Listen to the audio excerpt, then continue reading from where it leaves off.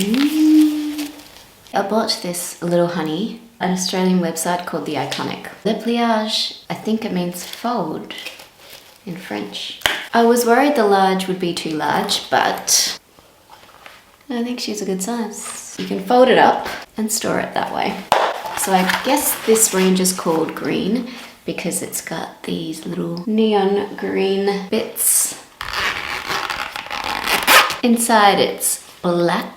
It's a very smooth nylon inside, more slippery than the stuff on the outside, which is actually very thick and has a nice texture inside also. There is a pocket scissors. Oh, recycled textile, huh? Trimmed with cowhide. To maintain your product, apply with a soft brunch. A brunch. Someone's hungry. A soft brush with water and neutral soap. Avoid water spilling over leather parts. The bag cost me 275 AUDs and it is called Le Pliage Green Shoulder Tote Bag Large. It's kind of flat on the side like this, but when you open it and fill it, there is a bottom, no little feet. The measurements on the Iconic website are wrong. It actually measures 48 centimeters in width. Correctly, it is 30 centimeters in height. Hi, beautiful. I got this large Le Pliage tote by Longchamp in 2023, and you have already seen footage of me from 2023 discussing the specifications of the bag. Today it's 2026 and I'm about to head to Europe for just under 3 weeks. I am packing 13 items of clothing, 3 pairs of shoes, 2 handbags, a few other accessories and bits and pieces. And I want to know, could I realistically fit into my Le Pliage? Because you know what? It sounds crazy, but I have actually done it before. When I went to Europe in August of 2025, I brought the Le Pliage with me. That was my main bag.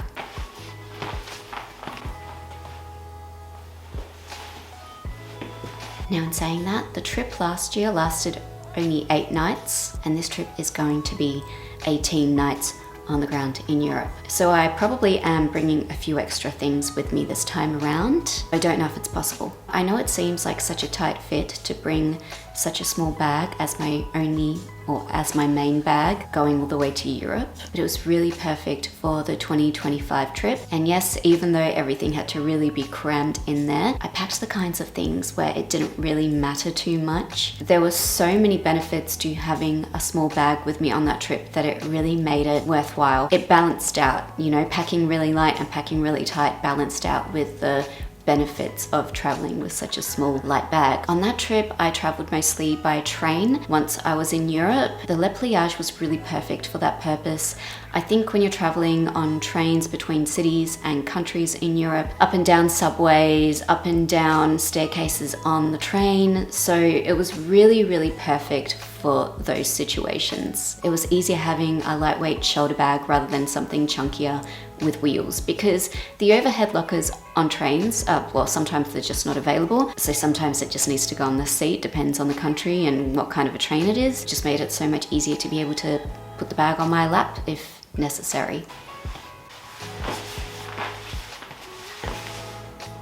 As for a couple of notes on the review end of this video, I just want to give you a bit of an update on the quality of it. I've previously had one of these bags before. I bought it in 2011 and it was my work bag, my daily work bag. And I had it for years, but I really did use it a lot, and it really got worn out. What happened basically was these little edges in the folded bit down the bottom, these ones here, these edges wore away, okay? The 4 points wore away. At first, I would just mend them, you know, stitch them up a little bit, but it did get to a point where they were just too far gone and I said goodbye to the bag. So be aware of that. If you are someone who is planning to buy this bag for work purposes, for example, these are the areas you need to look out for. Whether you get them reinforced in some way, or you did what I did and just stitch them up, or you just be very careful about how you handle the bag. Because I've only used this bag for travel, so I've only used it occasionally, the corners are totally fine. Going to Europe a couple times, and then I've used it as a weekender when I've gone down south or little trips around Western Australia. So let's see, could it be possible for me to pack mostly in my lip pliage. Let's give it a go.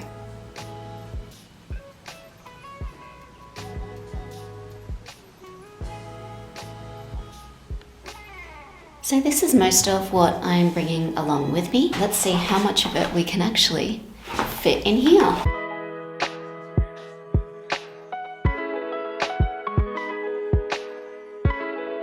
She's basically at almost full capacity now for a voluminous skirt. Oh yeah, that's about the limit. Oh my god, that is not bad. I'm quite impressed. So the things that didn't fit in are a couple of tops and a scarf. Look, we could probably make the scarf fit, let's be real. I could fit a giant pair of sandals in there and lots of clothing. I mean, what, I think 10 pieces of clothing? That's really good. It's almost tempting to just bring a few things less and pack in this. So if you want to see what I'm actually bringing to Europe with me, what the final pack is, check out my other channel. I believe by the time you're seeing this, the video about packing for Europe has already gone live there. And yes, the chronology of all these videos is a little bit weird this time around.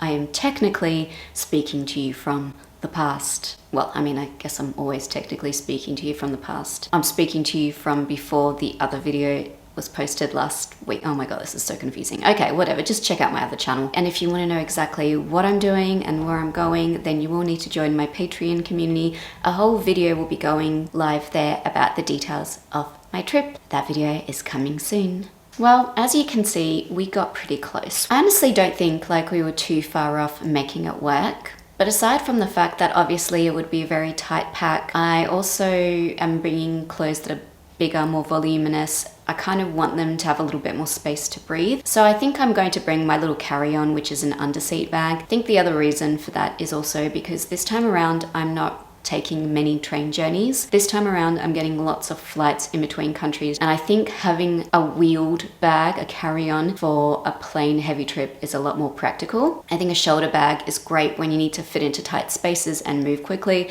but for airports where you're probably going to be standing around for ages, waiting in lines, then yeah, I think having something with wheels is a lot more comfortable. In saying that, I'm very, very happy that I got this bag. I'm really, really happy that it's an option to use it on trips like this. Because it folds up, you can actually just bring it with you on a trip. Say if you're traveling light in a carry-on, you can just pop this tiny little thing in your carry-on, and then if you decide to buy something along the way, or if you decide you need more space, you can just unfold it at any time and use it then. So as always, I love the lip pliage. I stand by it. I'm really happy that I repurchased it in 2023. I mean, unless it's changed drastically over the last few years, I still vouch for the quality of it. So thank you for joining me here today. I hope you found this video useful. If you have, please make sure you subscribe. Please make sure you like this video. Please make sure you say hi in the comments. The more you interact with me, the more it shows the algorithm that you like my work, the more I can attract